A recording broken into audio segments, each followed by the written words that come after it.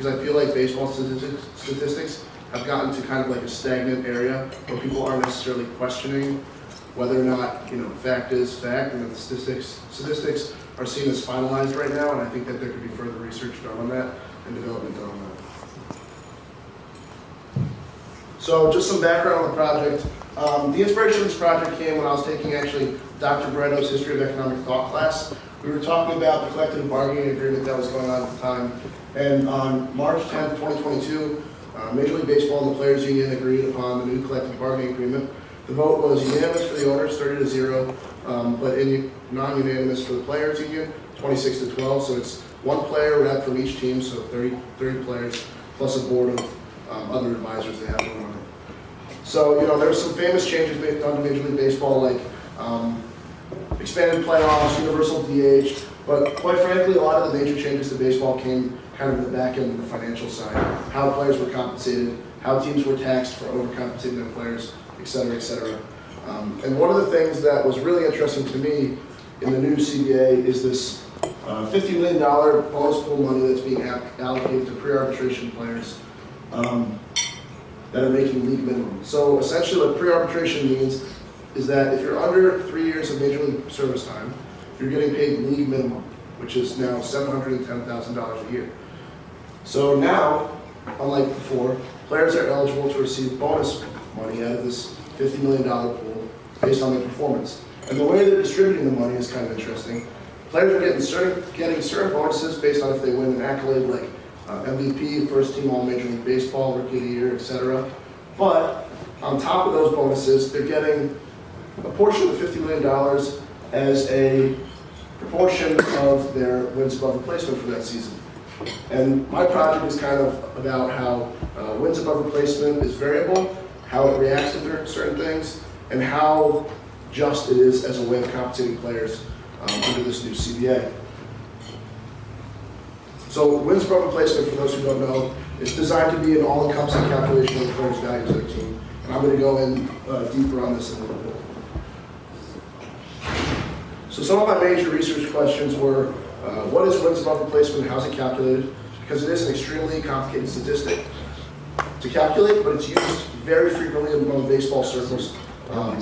People understand it on a very high level. They don't necessarily know what goes into it, and I think for people to talk about it so freely and openly, but not really understand how it works, kind of speaks a lot to the statistic and how complicated it is.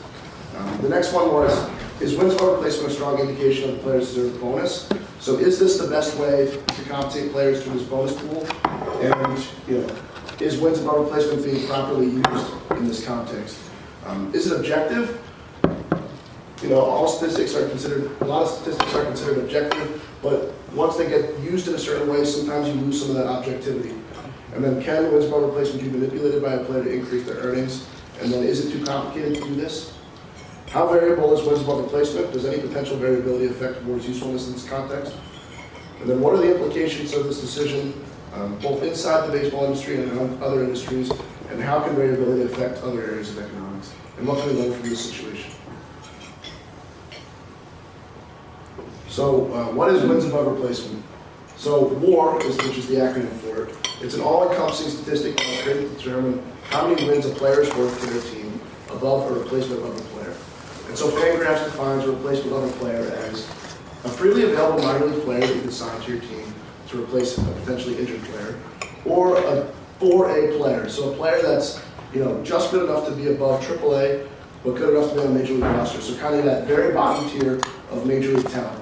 So another way of thinking about this is like, if a player were to get injured, how many wins less would that team win with the freely available player replacing him? Right, so commonly like Mike Trout, if he has a 10-war season, he's considered to have 10 wins above replacement, and the replacement player is just that random guy that fills his shoes if he gets injured. And there's two things to note before we really get into this. One is there's no agreed upon calculation for wins above replacement. The two most commonly used sites where people get their WAR numbers are Fangraphs and Baseball Reference. But because it's so complicated and because a lot of the defense and base running metrics include video tracking data, there's no agreed upon way to calculate it. And these websites and companies have made decisions about what to value in WAR, and that affects their differences. So that sometimes you get some major differences in players' WAR, like just off the top of my head, Cody Bellinger in his MVP season, he had like a 7.4 WAR on Baseball Reference, but had over a 10 WAR on Fangraphs. So sometimes the differences, because of defensive metrics, get really staggering. And WAR is designed to be an estimate, so that's another big thing. If you look on Baseball Reference or Fangraphs, it says player X had a 4.3 WAR for that season. 4.3 is the number they're giving you, but it's supposed to be viewed in a range of numbers. So 4.3 that falls in the range of like 4 to 5 WAR is supposed to be like a very good player, a solid starting player, 2 borderline all-stars. So you're not supposed to, the Fangraphs goes into this here. It says, WAR is not meant to be a perfectly precise indicator of a player's contribution, but rather an estimate of their value to date. Given the imperfections of some of the available data and the assumptions made to calculate other components, WAR works best as an approximation. A 6 WAR player might be worth between 5 and 7 WAR, but it is pretty safe to say that they are at least an all-star level player and potentially an MVP. So when WAR was first developed, this is what they had in mind. They wanted people to see numbers and compare them within ranges so you have an approximation of how valuable a player is to their team, without viewing it as a precise, single number to be comparing within decimals of each other. And this is Fangraphs kind of posted ranges of players. So you see a player, between 0 and 1 WAR is considered a scrub, and then so on and so forth. And a player that's getting 6+ WAR in a season is likely going to receive a lot of up-ballot MVP votes. So this kind of gives you a generalization of what you're looking at when you see a player's wins above replacement.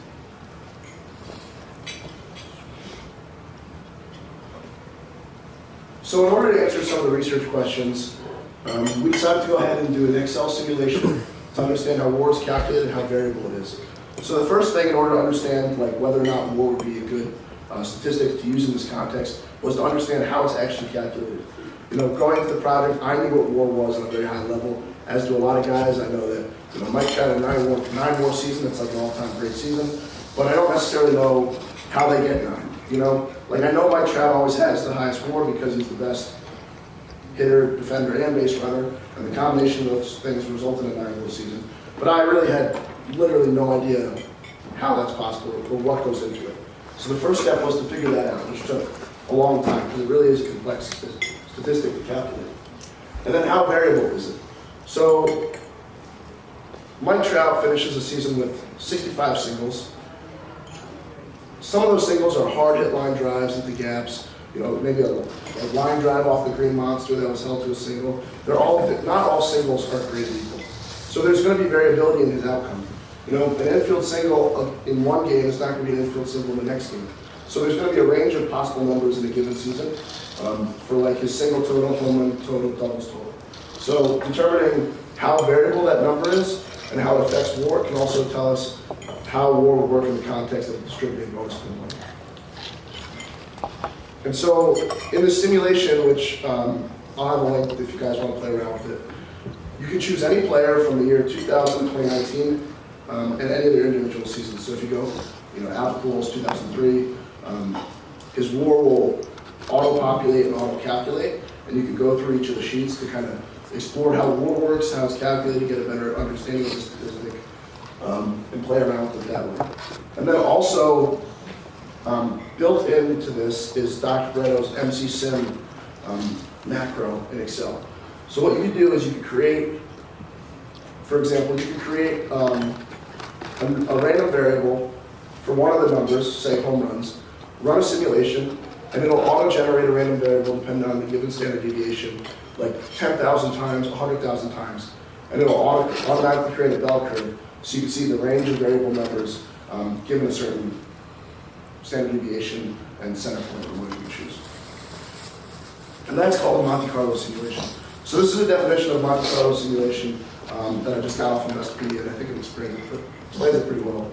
A Monte Carlo simulation is used to model the probability of different outcomes in a process that cannot easily be predicted due to the intervention of random variables. It is a technique used to understand the impact of risk and uncertainty. So the uncertainty part of this really comes true in WAR.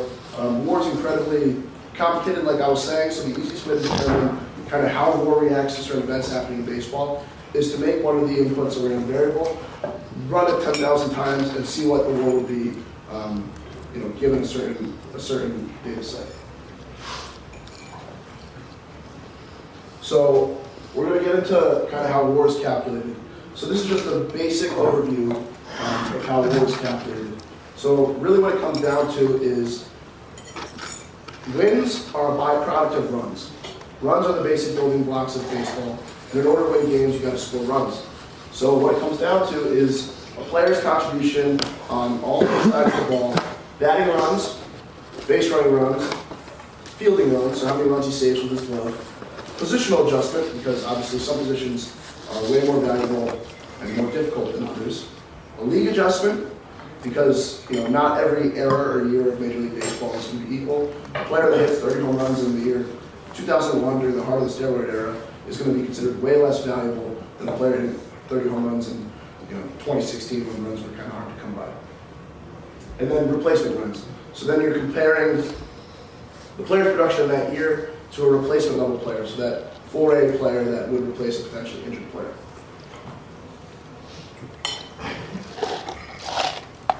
So this is, I'm pulling up the Excel file that I created.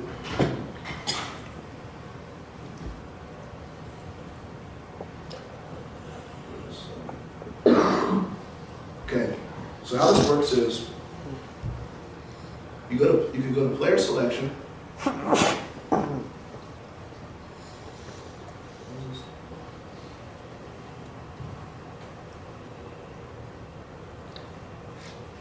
Is your trackpad broken? See what I'm doing?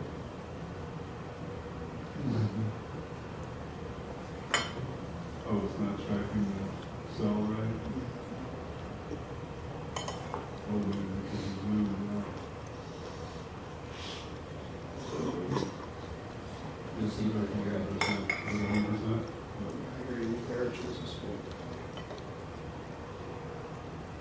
Yeah, click on a cell and then. Alright, okay, this is fine.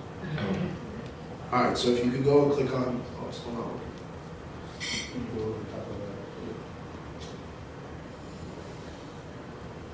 Use the arrow key again to it. Yeah. I mean, who's copying it? There, I saw it was working. I saw the quote on there.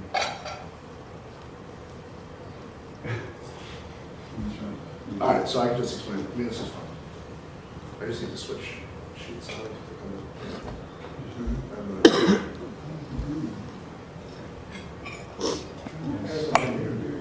Okay, so back up into it. Back them down.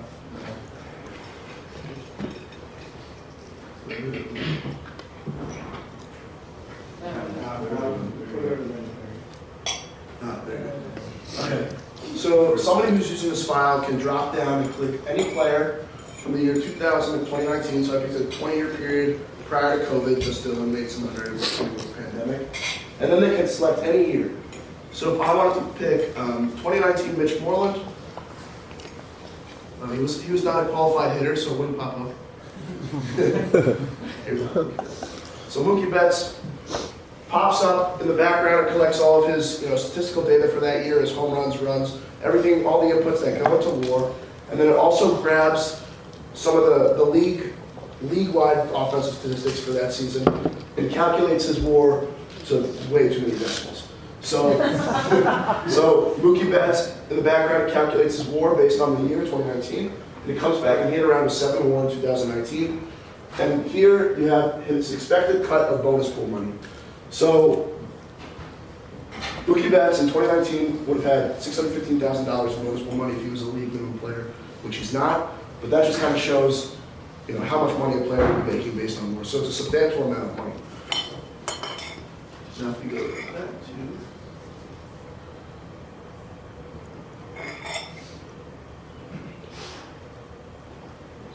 Alright, so we can talk about batting runs for a second. So the main component of WAR that I decided to look into was batting runs, because it's the most, it's the easiest to calculate. Base running runs and defensive runs use third-party video tracking data from Baseball Info Solutions. So somebody has technology that sits there and says, this is where player A started. He went into the gap to catch a fly ball. This is how much this play is worth. And it's not something that we can see. It's not publicly facing data. And Fangraphs pays for that to use in their formula. So the easiest thing to calculate is batting runs. So the first component of batting runs is weighted on base average. So the concept of weighted on base average is that not every offensive event is created equal. It's weighting offensive events based on the likelihood that that event would result in a run being scored. So in like slugging percentage, for example, for people who know what that is, a double is worth twice as much as a single because it's an extra base. But in reality, a double doesn't result in a run twice as much as a single. It's just not how it works. So the way it's weighted is that singles are 0.87, doubles are 1.217. This is for the year 2019. It changes every year just based on the league environment. And then a home run is 1.94, et cetera, et cetera. So it's taking each event, providing a weight to it, and creating a player's offensive output based on those weights, essentially. And then the next component is using weighted on base average. You're going to calculate weighted runs above average. So you're taking some players' weighted on base average, and you're going to compare it to a league average player. So you're comparing, Albert Pujols to his replacement. What do you get injured? In order to do that, you can take all these, numbers, which you can get off Fangraphs, including their home park factor, because some players play at offensively friendly parks like Yankee Stadium versus Petco Park in San Diego. And then you determine how much better that player is than the league average player. And then you have your batting runs, which is this number right here. So this is the easiest to do because you can easily assign a random variable to say home runs and say this is the variability of Mike Trout's home runs for that season. Run 10,000 new simulations and get kind of the bell curve of results. So if we look into base running runs and defense, it's much less straightforward. Essentially, base running runs comes down to ultimate base running, which is one of those video tracking data statistics they get from a third-party source, where somebody tracks a player's base running. It's not publicly facing data. Weighted ground into double plays, so that's to do with the double plays you ground into and how much they affected your team in any given situation. If you're up by 10 runs and you ground into a double play, it really doesn't matter that much. But if you're down by 1 run with bases loaded in the ninth inning, it's going to affect your team a lot more. And then weighted stolen base runs. So it's about how many bases you stole, how many times you got caught stealing, and during that year, how much a stolen base added to a run being scored. And then fielding runs is literally this ultimate zone rating, which is a third-party data. It's just a way of measuring a player's ability on the field compared to the amount of innings they play at their primary position.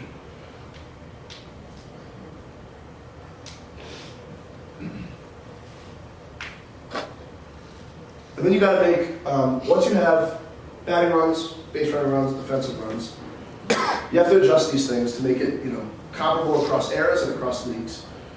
So Mike Trout played in the American League in 2019. These were the league statistics. So the league average, total league was minus 3.2 batting runs, minus 17.9 base running runs.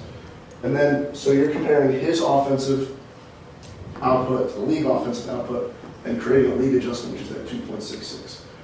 And then you're also comparing that to replacement runs, 18.87, and positional adjustment. Mike Trout plays center field, so he's going to get a 2.5 positional boost per 162, which obviously he did not play 162 games. He played I think it was 135 in this season, so he's getting a 1.8 positional adjustment. So if you look at these numbers, you can see that players really get knocked in this statistic for playing first base and designated hitter and corner outfielder. Like Mookie Betts being a right fielder, as good as he is getting knocked significantly on his defense just because he's not a center fielder, which is an interesting thing to note. But far and away the most, biggest contribution to a player's WAR is their batting runs. All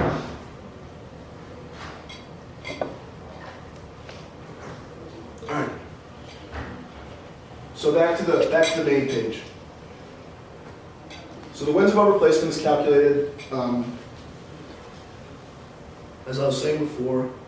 You're taking batting runs, fielding runs, base running runs, positional adjustment, league adjustment, and replacement runs, and you're dividing it by runs per win in the league for that year. So how many wins there were in the American League divided by the amount of total runs scored in those wins, and then that's how you find wins above replacement. So Mike Trout scored 200 runs, for example, divided that by the league runs per win, and you're getting 8.17. Now that's just a standard statistic. Like that's just, he did that for that season. He hit 63 singles, 27 doubles, et cetera, But if Mike Trout played the 2019 season again, if he went back in time and did it all over again, his WAR would not be the same. Because, minute things happen all the time. The single doesn't get through the hole. He's playing at Petco instead of LA, and that ball he crushed to left center isn't getting out of the park there. This doesn't necessarily address those things, right? So in order to understand how variable and reactive WAR is, it makes sense to run a simulation. So what I did I used Mike Trout's 2019 season as, the main season for this example, and I calculated his standard deviation for each of these four statistics, right? I took, he hit, these were his home run totals right here. These were how many games he played. So I divided those and found out how many home runs he hit per game in each of those seasons, and then I multiplied it by 130, because that's how many years he played in 2019, 134. And that gets you, and then I calculated the standard deviation based on those numbers. So in each of those seasons, had Mike Trout played 134 games, he would have hit this many home runs, column D. And then if you take the standard deviation of those numbers, you can see the variance of his home run total. And then if you go over to MC Sim, which is his built-in Monte Carlo simulation. So this is walks, so it's the same thing but for walks.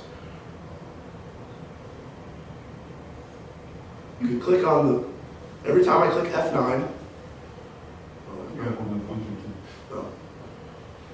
every time I click F9, a new random variable is created with a standard deviation of 18 centered at 110, which was his walk total for that year. So if you look at that variable number, it bounces around. Now what you can do with this is go to wins above replacement, because wins above replacement is changing based on that number also. Click MC Sim, run, or we can just run 1,000 repetitions, recalculate the entire workbook,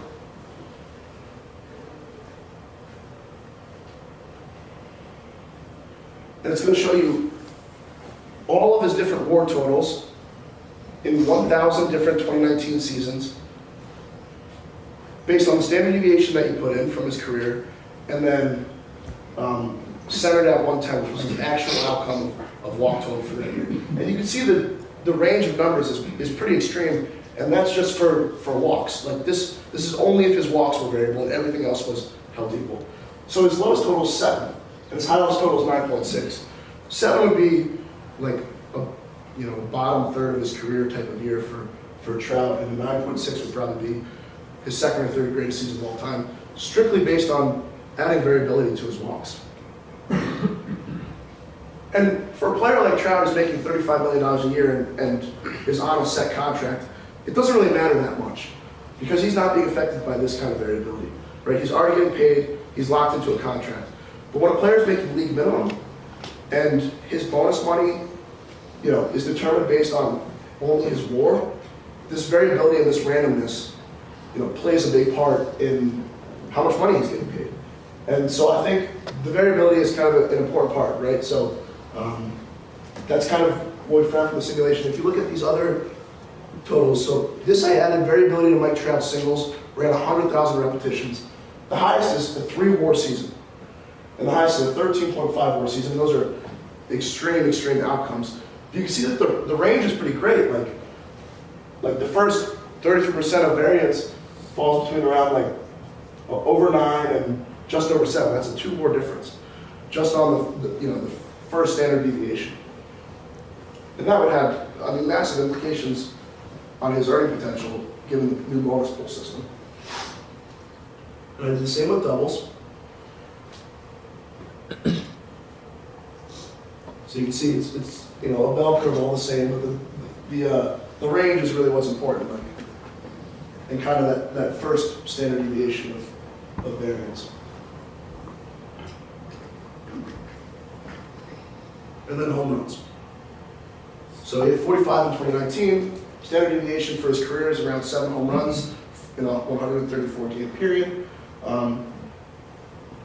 And like the first standard deviation is around between just over 9.4 and just above 7.5. So that, again, that's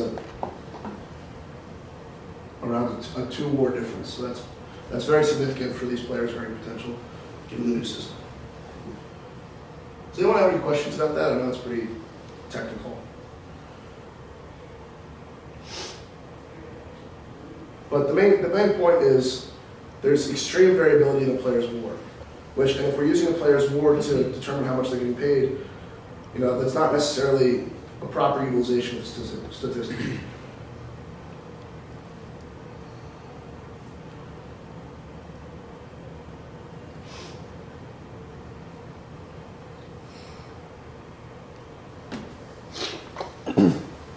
So, summary of some of the results. Wins by replacement is an extremely variable statistic, and it doesn't accurately portray a player's ability when used as a finite computation.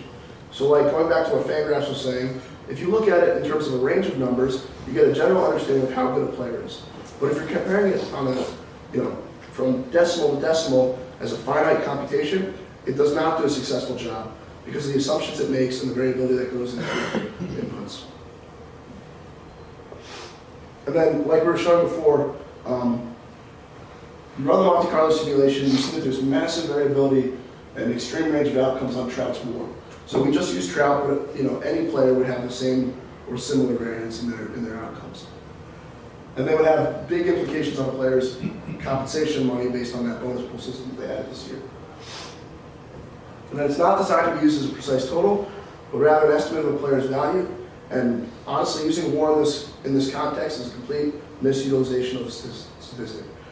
When they invented this 15 years ago, almost 20 years ago now, it's just absolutely not how it was designed to be used. And Major League Baseball is taking it and running with it in a totally wrong direction, quite frankly. So this is kind of an interesting thought. And one of our early questions during this project was like, okay, now we know that players are being compensated based on their WAR. Could players game the system, change their game, focus on component X of their game instead of component Y, and make more money? And you would think that like agencies would have an incentive to do this kind of thing because they're getting a cut of the player's compensation. So if a player performs better or has a better WAR, then they're going to get a bigger cut of the bonus pool money. But and I talked to Matt Klein, 2008 Paul Grant, and he's currently the Vice President of Baseball Operations for the Brewers about this. And this is what he said, which I think is a pretty interesting response. He says, perhaps on the margins, but this is not an inherently negative outcome if we believe that WAR is representative of a player's contribution towards club's win total. It stands to reason that all involved parties will be in favor of a player's ability to modify his on-field performance such that it contributes to additional team wins.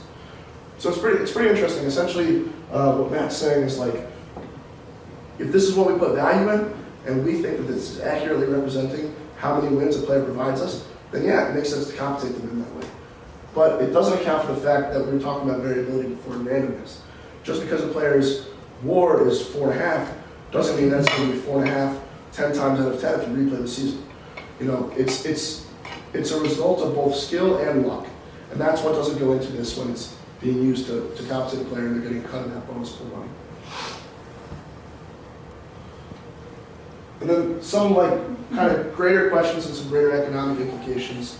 Around 100 employees in Major League Baseball are now compensated each year depending on their wins above replacement. 100 is about how many pre-arbitration eligible players would be up to get a cut of this bonus pool money.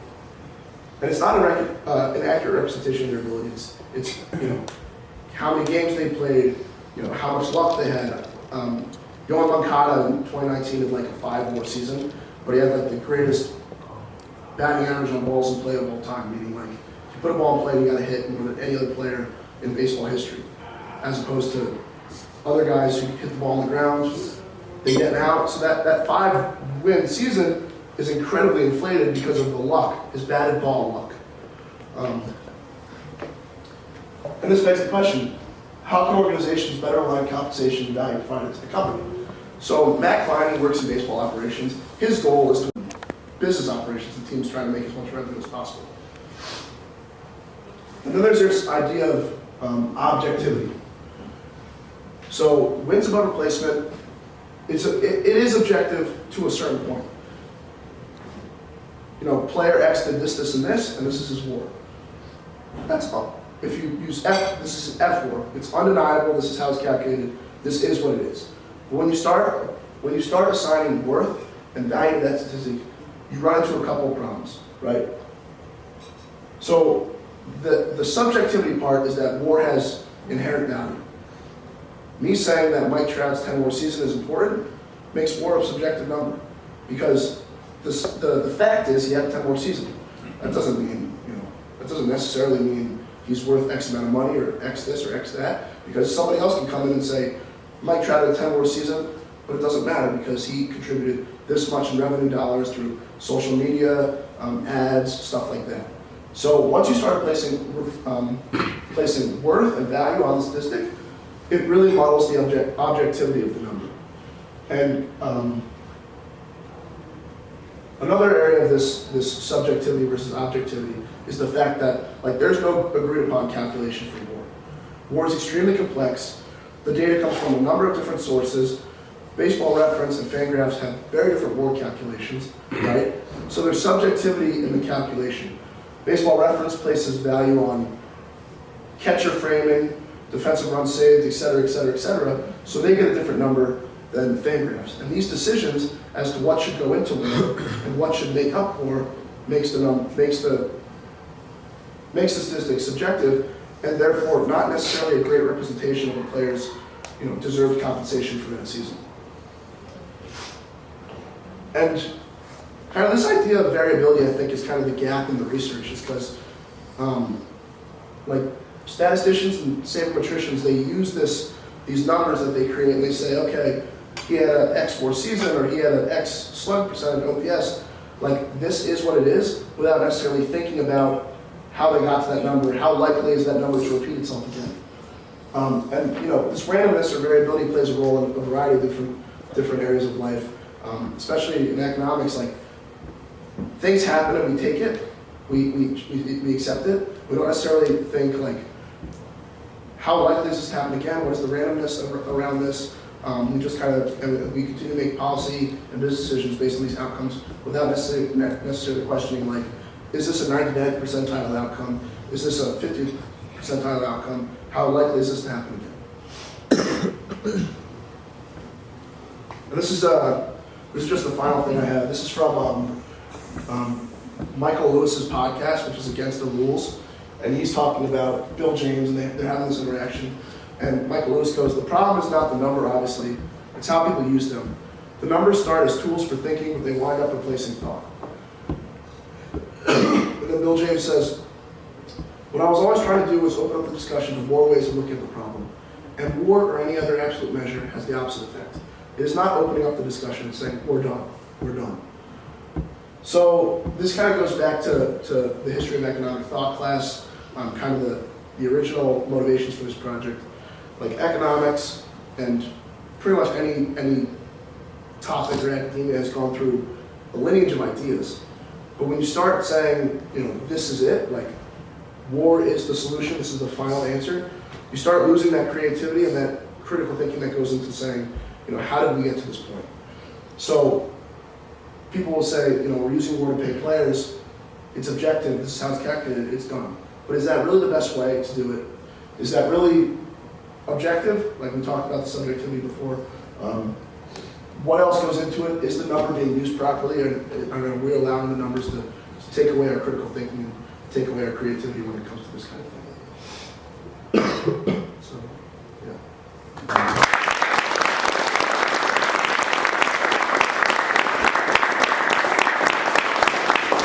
Well, Jack, I'll just kind of field the questions, but I hope we have about 10 minutes. I hope you have a question or two for him, so please.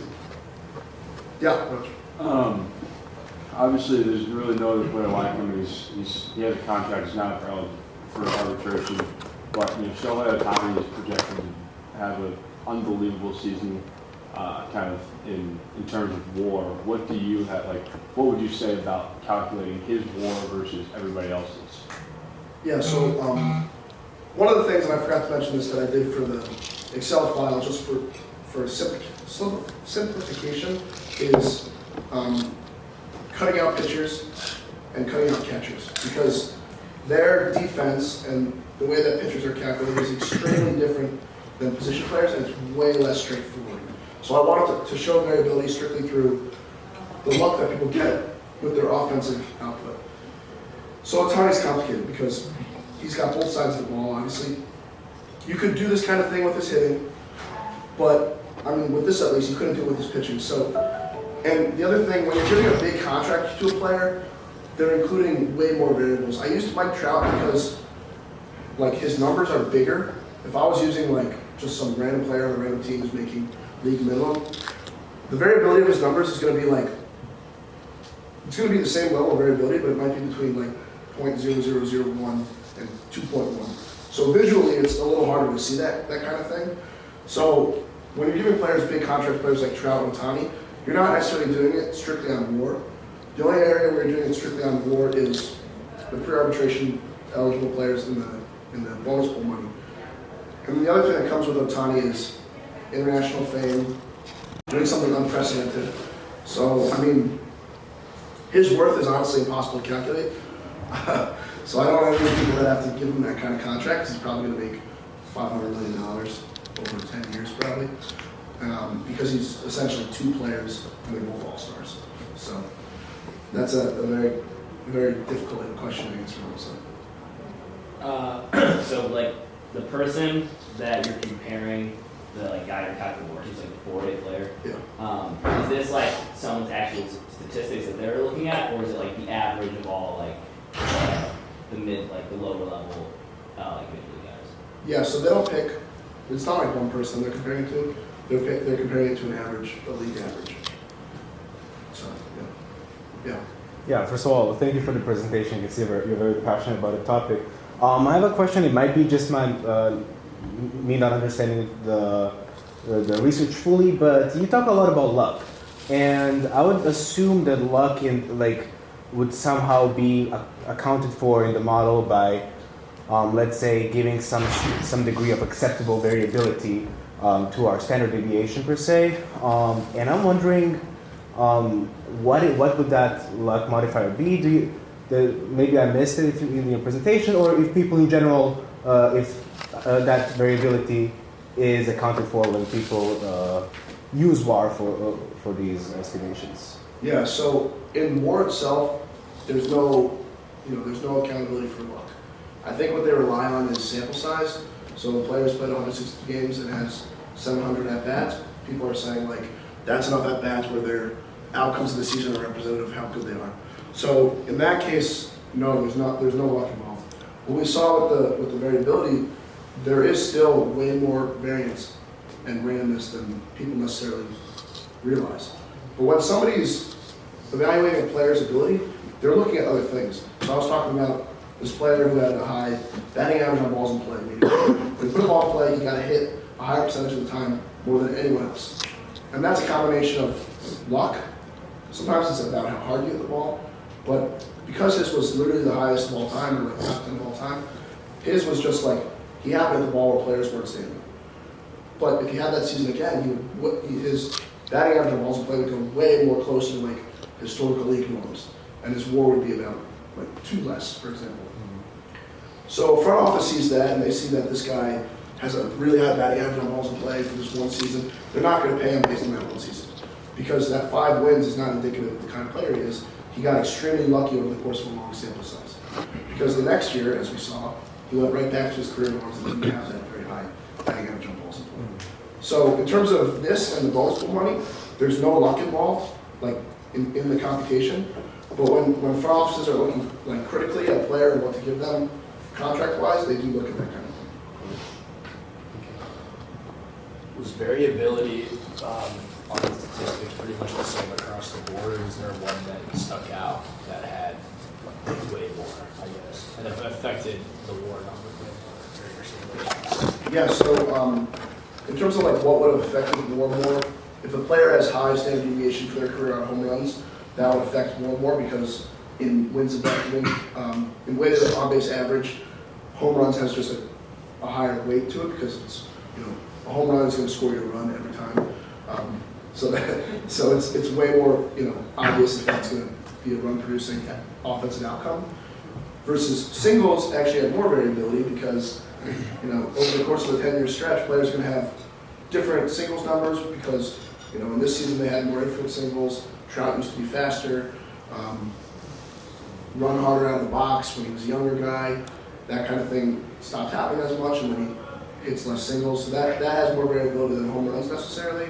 But yeah, I would say like home runs definitely has the highest impact, assuming equal variability. But then the number with actually the most variability was singles. Jason? So, which would you say that the players are affected more, or the the businesses and the organizations are affected more by the misuse of WAR? Definitely the players, and it's a niche group of players. It's the players that are really affected are pre-arbitration eligible players that are relying on this bonus pool money to finance their lives essentially. Literally at any other level of payment, arbitration, free agent contracts, that kind of thing, players are being evaluated based on a dozen variables. You know, like we're talking about autonomy, like publicity, revenue, revenue being brought in. But Major League Baseball, for whatever reason, decided this was the best course of action for pre-arbitration eligible players, which is just, I mean, it's dumb. Well, the irony of that, though, is that in terms of the objectivity of this statistic, right, it applies to these 100 players, which are the league minimum players. I would say even a less objective measure for output is league minimum, right? Because they arbitrarily said, I don't know, $250 million, $750 million, whatever it is. And that one seems to be more subjective, just to the whims of the league. So this is what you're worth. You know, you're a AAA or 4A baseball player, you might have a chance to come in here, and here's your baseline, right? So that seems just like a number out of the hat kind of thing. It has nothing to do with their ability at all, other than the fact that they are rising up to the stakes here. And so that seems even more suspect. Like, I mean, why get rid of the minimum wage? That's what I might prefer. And just say this is what you're worth based on something that might be seen as even more objective than perhaps the league minimum. I don't know, it's kind of interesting. Like your criticism is like these people are going to be paid what they're worth. And that's difficult to determine, right? You could say in baseball or sports generally, that's the easiest place, right, to figure out what someone's worth. But you're saying even here, it's incredibly difficult. It's a team sport, right? Plus, I play in different parks. It's not always the same park. It's a different experience, different weather might have an impact on it as well. So there's all these other variables that might come into play. It's not necessarily that I'm good or bad. It's just that these other factors have an influence on my ability to present whether or not I'm good or bad. And so it's kind of interesting. I have not heard of the worst that being used this way. You said 2022? Yeah, going into the 2022 season. And has the league, have the players, of these 100 players, that they said, yeah, this seems unfair? Or they said, no, this makes perfect sense. Honestly, because it like increases the pay at all. Yeah. For some of these Like level players, it is a bonus. So like, you're not complaining about an extra $100,000, Right. but the point is, it doesn't make sense. It's not necessarily the best way to do it. There's other ways to do it. Okay, to that point, what do you think is the best way? Yeah, I've thought about this. I think you have to do like some combination of like revenue added, like almost like marginal product or marginal revenue product, just because from like a front office point of view, from a business side, you want to pay a player based on the revenue they bring in. So maybe some combination of like social media activity to sponsorship deals, some combination of all these things. Yeah, well, I can't become the pay for it. You've got a marginal product, right? Yeah. Because that's how they're getting paid when it comes to free agency, not just their on-field product. So I'm sorry, I'm responsible for keeping track of the time, and I think we really are out of time. So let's give Jack one more great.